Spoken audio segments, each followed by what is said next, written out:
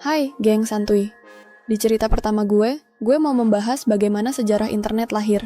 Tapi sebelum kita membahas sejarah tentang internet, mari kita coba bayangkan sebuah dunia, di mana informasi hanya bisa kamu temukan lewat buku, surat kabar, atau surat menyurat yang memakan waktu berhari-hari untuk sampai. Tidak ada Google, tidak ada media sosial, dan tentu saja, tidak ada klik untuk kirim. Dunia seperti itu pernah ada, dan dari dunia itulah cerita ini dimulai. Semua berawal dari ketakutan dan harapan. Di era tahun 60-an, dunia sedang berada dalam ketegangan perang dingin. Pemerintah Amerika Serikat, melalui badan riset bernama ARPA, ingin menciptakan sebuah sistem komunikasi yang tahan terhadap serangan nuklir. Dari kebutuhan inilah lahir ARPANET, jaringan komputer pertama yang memungkinkan berbagai universitas dan lembaga riset saling bertukar informasi secara digital. Tapi teknologi yang mendasari ARPANET bukanlah sambungan langsung, melainkan sebuah ide revolusioner, packet switching. Sebuah sistem di mana pesan dipecah menjadi potongan-potongan kecil dan dikirim lewat berbagai jalur, lalu dirakit kembali di tempat tujuan. Ini bukan hanya tentang kabel dan komputer besar. Ini adalah tentang ide yang sangat mendasar. Bagaimana jika mesin-mesin bisa saling berbicara? Dan lebih dari itu, bagaimana jika manusia bisa saling terhubung melalui mereka? Seiring waktu, jaringan terus berkembang. Pada tahun 70-an dan 80-an, protokol komunikasi yang lebih universal dikembangkan, TCP/IP. Inilah bahasa umum yang memungkinkan berbagai jenis komputer dan jaringan saling terhubung. Tahun 83, ARPANET resmi beralih ke TCP/IP, dan itulah hari yang sering disebut sebagai kelahiran resmi internet. Namun, internet pada masa itu masih gelap dan rumit. Tidak ada halaman web, tidak ada browser, dan tidak ada yang disebut alamat website. Hingga akhirnya, pada tahun 89, seorang ilmuwan asal Inggris yang bekerja di CERN bernama Tim Berners-Lee memperkenalkan sebuah sistem baru bernama World Wide Web. Ia menciptakan HTML, HTTP, dan URL, tiga komponen dasar yang hingga kini masih menjadi fondasi dari cara kita mengakses informasi online. Bayangkan saat itu, sebuah halaman berisi teks sederhana dengan satu atau dua tautan biru yang bisa diklik. Kedengarannya sederhana, tetapi itulah momen yang mengubah segalanya.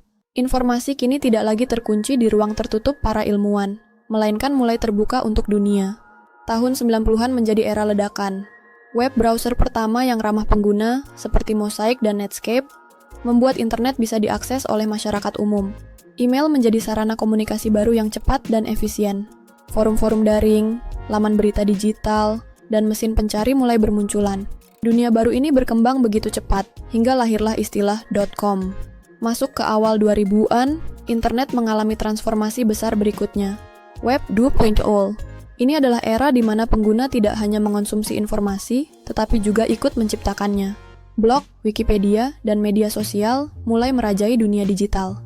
Facebook, YouTube, dan Twitter mengubah cara kita bersosialisasi, belajar, dan menyampaikan opini. Bahkan seorang individu biasa kini bisa menjadi pusat perhatian dunia hanya dengan satu unggahan. Namun, setiap revolusi punya tantangan. Ketika kita semakin terkoneksi, muncul pula isu-isu besar. Privasi, keamanan data, penyebaran informasi palsu, dan ketimpangan akses internet. Internet menjadi medan luas, tempat kebebasan dan kekacauan bisa hadir bersamaan. Dunia maya menawarkan kesempatan, tapi juga konsekuensi. Meski begitu, satu hal tetap tak terbantahkan. Internet telah mengubah peradaban manusia. Dari pendidikan hingga bisnis, dari hubungan personal hingga gerakan sosial, semuanya kini ditenagai oleh jaringan global ini. Generasi yang lahir hari ini tumbuh dengan akses informasi tanpa batas. Mereka belajar, bermain, bahkan bekerja dalam ekosistem digital yang tak pernah tidur. Hari ini, internet terus berkembang.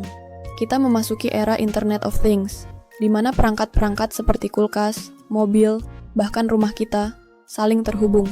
Lalu muncul pula kecerdasan buatan, cloud computing, dan blockchain yang membuka pintu-pintu baru yang belum kita pahami sepenuhnya. Lalu, kemana kita akan menuju? Mungkin, suatu hari nanti, kita tidak lagi perlu mengetik atau menyentuh layar. Mungkin, koneksi internet akan terjadi langsung melalui pikiran. Tapi apapun bentuknya nanti, kita tidak boleh lupa dari mana semua ini berasal. Dari mimpi dan tekad sekelompok ilmuwan yang ingin membuat dunia lebih terhubung. Sejarah internet bukan hanya tentang teknologi. Ini adalah tentang kita, manusia, yang tak pernah berhenti mencari cara untuk berbagi, berkomunikasi, dan memahami satu sama lain. Ini adalah cerita tentang kreativitas, kerjasama, dan harapan. Dan cerita itu masih terus berlanjut. Menurut kamu, seperti apa internet akan berevolusi di masa depan, gengs? Coba tulis di kolom komentar ya. See you in the next story. Bye-bye.